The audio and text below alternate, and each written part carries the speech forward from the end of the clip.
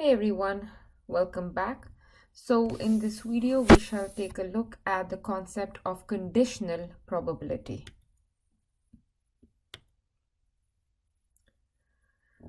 So many times, probability of a certain event depends on whether we know what other events have occurred, right? So for example, probability that it rains on a given day, ignoring, right, the temperature conditions, is the fraction of the days in which rain occurs over a long period of time, right? That's the unconditional probability.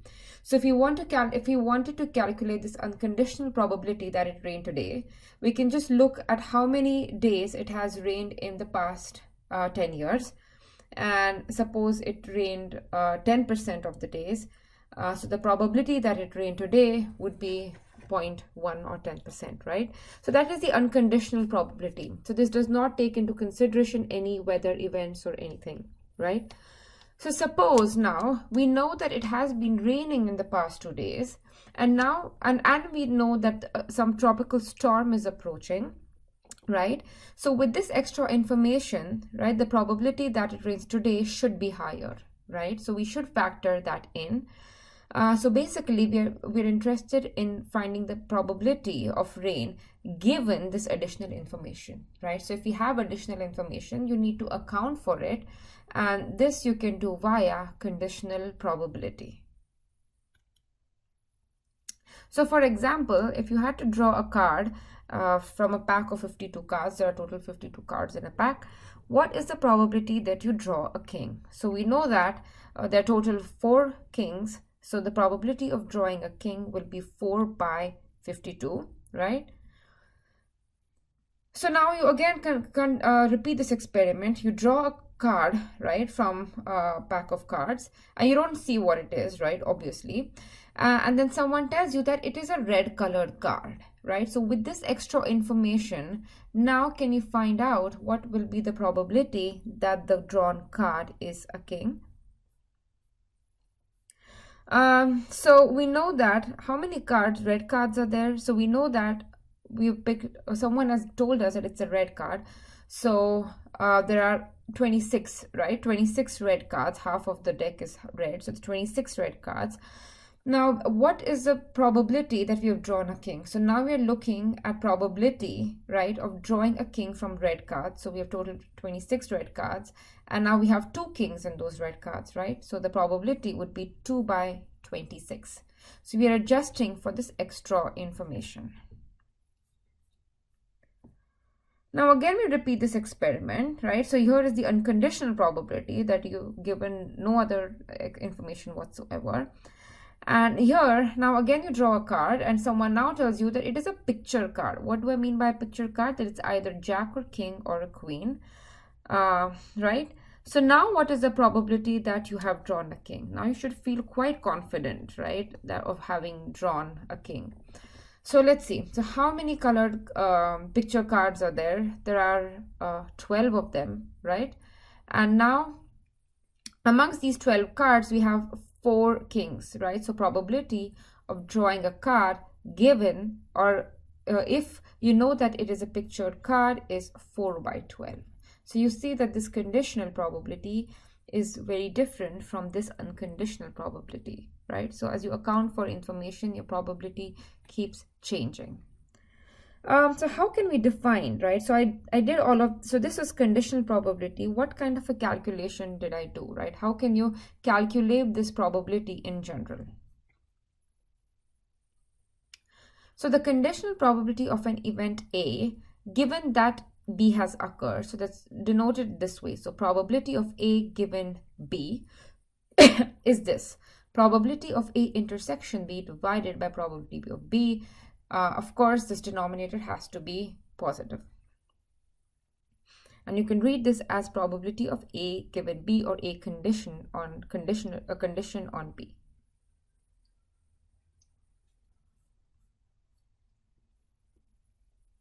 So this leads us to the concept of independent events, right? So 2 events are said to be independent if and only if any one of the 3 conditions hold. So let's see what 2 means. what this condition 2 is telling us. So condition 2 is telling us that if probability of B given A is the same as probability of B, that means the unconditional probability of B is the same as this probability. In other words, this extra information about A is not changing the probability of B. Then you can say that A and B are independent. And that makes intuitive sense, right? So similarly, probability of A given B is the same as probability of A. That is, B is not having any effect on A, then these two are independent. So how are these two related to this first condition, right? So let's see. Maybe I will zoom in on this a little bit. Okay. So remember the definition, right, of conditional probability. A given B is probability of A intersection B divided by probability of B.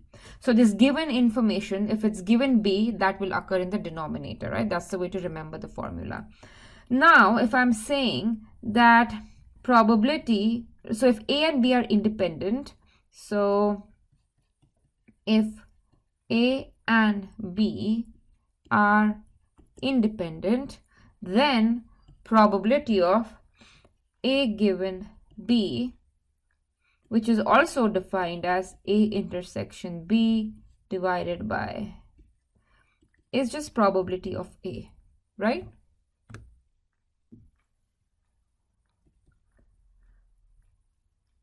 Right, so this first statement we get from the definition of conditional probability, and this last part I get because I'm assuming that A and B are independent right now. So if A and B are independent, we get this particular relation. So if you just readjust the terms, so this says A intersection B is probability of A times probability of B, right? So if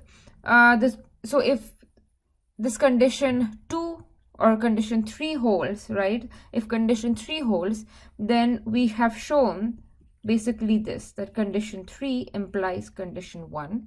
Similarly, you can also show that condition 2 implies condition 1. Now let's see if 1 can imply 2, right? So again, so we want to check if condition 1 implies condition 2. So let's see. So condition 1 means that probability of A intersection B is probability of A times probability of B. And what does it? So A given B, by definition, right, is A intersection B divided by probability of B. But A intersection B is A times probability of B. So A given B is the same as probability of A. And you can also similarly show that this condition 1 also implies condition 3, okay? So what I'm trying to show you that all of these three conditions are equivalent to each other, okay? So if one condition holds, you can show that the other two are true as well. So this is the definition. So therefore, you can use either of these three conditions to define independence, okay? However, 2 and 3 are easier in terms of interpretation. So here is a problem. So for a certain population of employees, the percentage of passing or failing a job competency exam listed according to sex are shown in this table, okay? So A is the event that the employee scores a passing grade, and M is the event that a male is selected, okay? So A is for passing and M is for male. The question is, are A and M independent? So if I want to show or check if two events are independent, I need to verify any one of these three conditions, either 1 or 2 or 3. Typically, 1 is the easiest to verify. So usually you'll verify 1, okay? So we're going to verify condition 1. So I need to verify basically this, right? I want to see if A and M are independent. So we need to show if probability of A intersection M is the product of these two probabilities.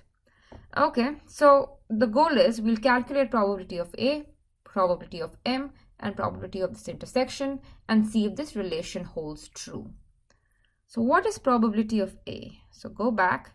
A is the event that the employee scores a passing grade. So this is the passing grade. The total 60%, 60 people have passed out of 100.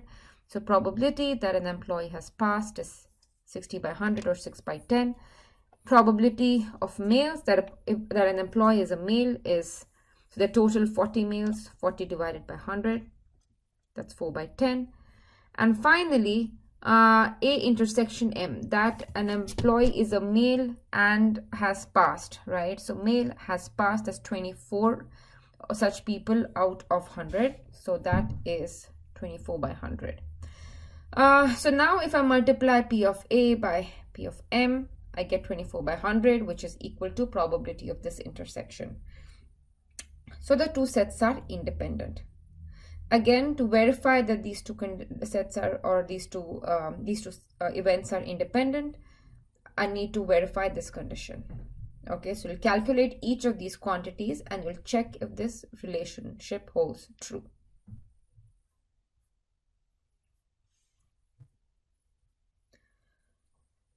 Alright, so now I'm just rewriting the formulae that I showed you earlier in different fashions. Okay, so A intersection B is equal to probability of A times probability of B given A, or probability of B times probability of A given B. So let's see if, so all of these three things are equal, and this is pretty easy to check. This you can check from the definition of conditional probability, right? Probability of B given A is probability of B intersection A divided by probability of A. So this implies probability of A given A intersection B is probability of A times B given A. So you can similarly verify for this last term as well. If A and B are independent, this is of course from the definition. And now we can extend this idea, right? This way of writing multiplicative laws to more than two sets. So this is an example of how to extend it for three sets. Again, the logic is fairly similar. So let's see.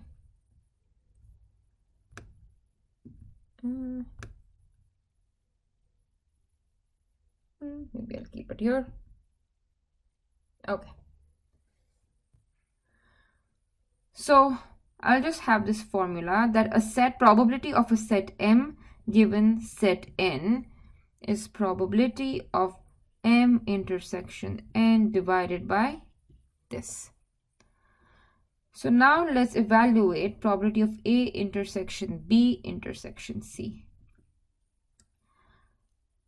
I'll call this B intersection C as, I'll consider this to be a single set, right? So call this as D1 maybe, or just D. So no need to have a 1 there.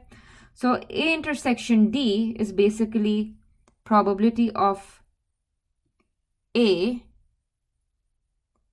times probability of D given A, right? Using the multiplicative law that we have right here.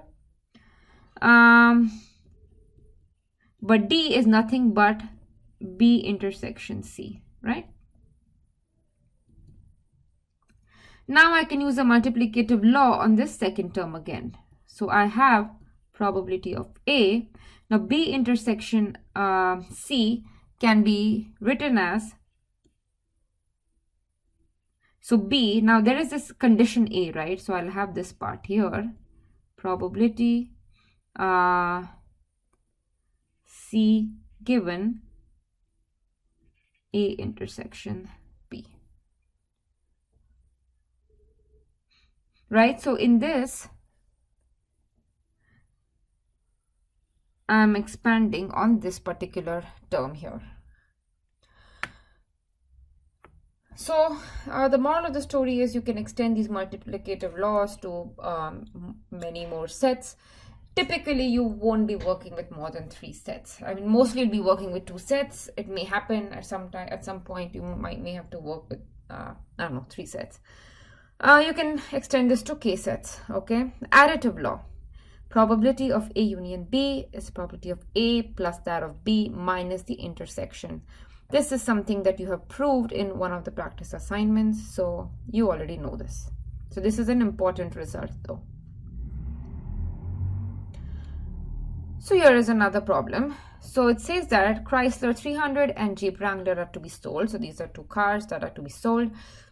A salesman has 40% chance of selling Chrysler and 50% selling the Jeep Wrangler.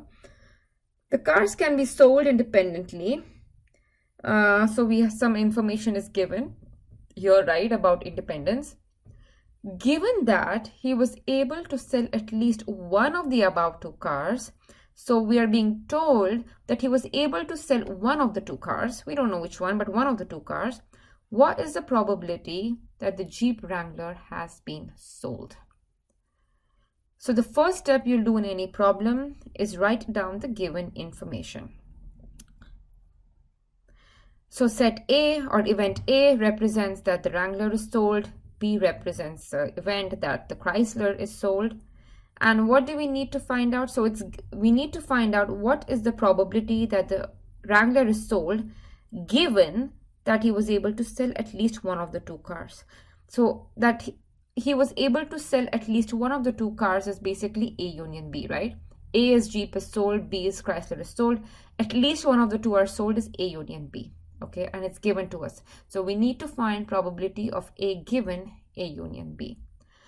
So the main problem or the main part in this question is to figure out that this is what you need to calculate, because after this is just write the formula and plug things in. This is the main part here. We need to find A given A union B. All right, so we know that A given A union B. We know we use the formula for conditional probability. So you take the first set, right? That's A intersection with this given information, that's intersection A union B, divided by probability of this information that's given, that's A union B. A intersection A union B is just A, so you're left with this. Now probability of A is given, right? What do we have? Probability of A is 0.4, B is, A is Jeep Wrangler, so A is 50% and B is 0.4, right? And we are given that the 2 cars are independent. So A union B is PA plus PB minus the intersection. And because they're independent, we know that this is equal to probability of A times probability of B. So you get this. So once you figure out that this is what you need to solve, this is fairly routine. Of course, you need to identify that A intersection A union B is just A. And then you need to realize that, you need to know the multiplicative law here.